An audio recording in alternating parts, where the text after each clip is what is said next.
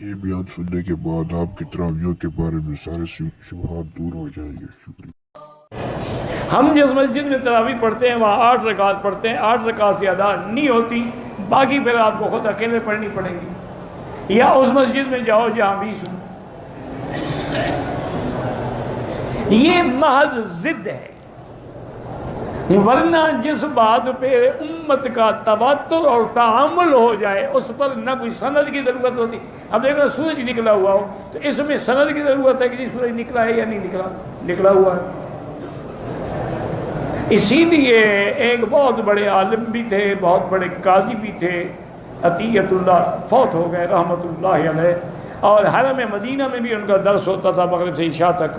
انہوں نے کتاب لکھی ہے تراویح پر کہ حضرت عمر کے زمانے سے لے کر آج تک پوری امت میں 20 تراویح ہے، اور حرمین الشریفین میں بھی 20 تراویح ہے اور 3 وتر. یہ تو امت کا پورا یعنی مکمل عقیدہ ہے. اچھا، وہ جس حدیث سے حجت پکڑتے ہیں 8 رکعت، وہ تہجد کی رکعتیں ہیں، وہ تراویح کی نہیں ہیں. اور تہجد میں یہ ہوتا ہے کہ 4 رکعت بنا کے پڑھیں. کان یصلی اربعن، بی بی عائشہ فرماتی ہے حضور 4 رکعت، اور پھر آپ کی نماز کا کیا کہنا ہے، وہ کتنی خوبصورت نماز ہوتی تھی. تراویح میں 2 رکعت ہوتی ہے. تراویح میں ہر 4 رکعت کے بعد ترویح ہے، آرام ہے، اس میں تو ترویح نہیں ہوتا ہے. اور پھر تہجد کے لیے تو رات کا آخری وقت افضل ہے، اور تم تو اول وقت میں پڑھتے ہو، یہ کہاں ہے؟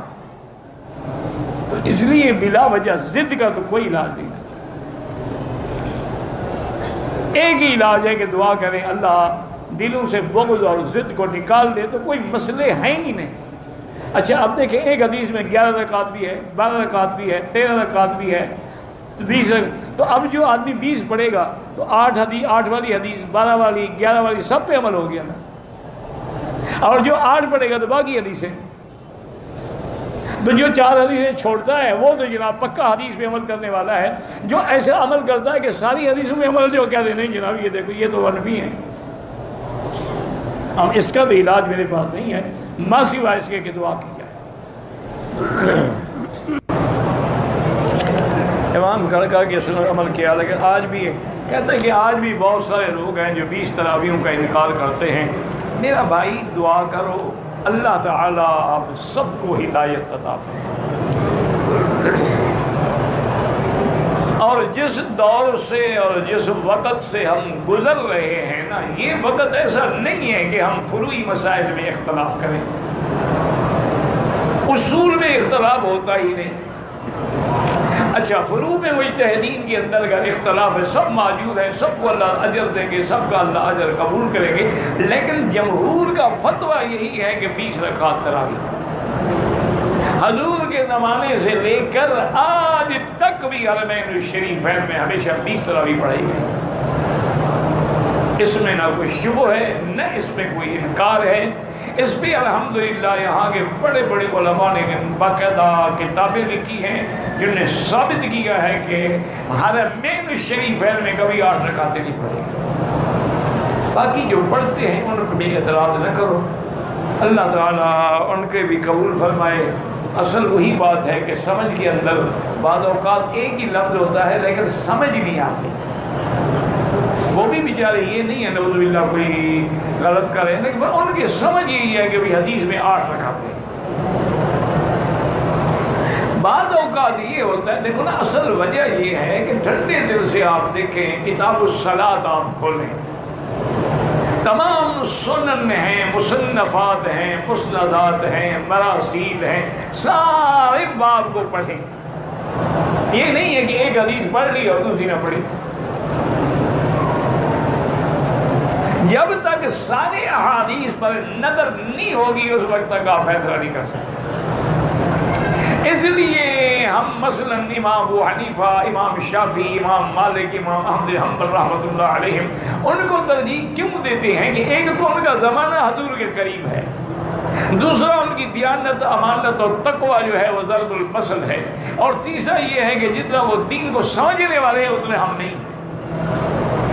تو لہٰذا ہم نے ان کی بات کو، ان کے اقوال کو ترجیح دی ہے بجائے اس کے کہ ہم خود اپنی رائے پہ عمل کریں. اصل مسئلہ جو ہے نا جی وہ یہ ہے بڑا کہ لفظ تھا قیام اللیل، تو قیام اللیل میں تراویح بھی، تہجد بھی، وتر بھی، یہ سب قیام اللیل آیا ہے کتابوں میں۔ پھر جب تنقیح ہوئی احادیث مبارک میں کہ تہجد الگ چیز ہے، تراویح الگ چیز ہے، وتر الگ چیز ہے۔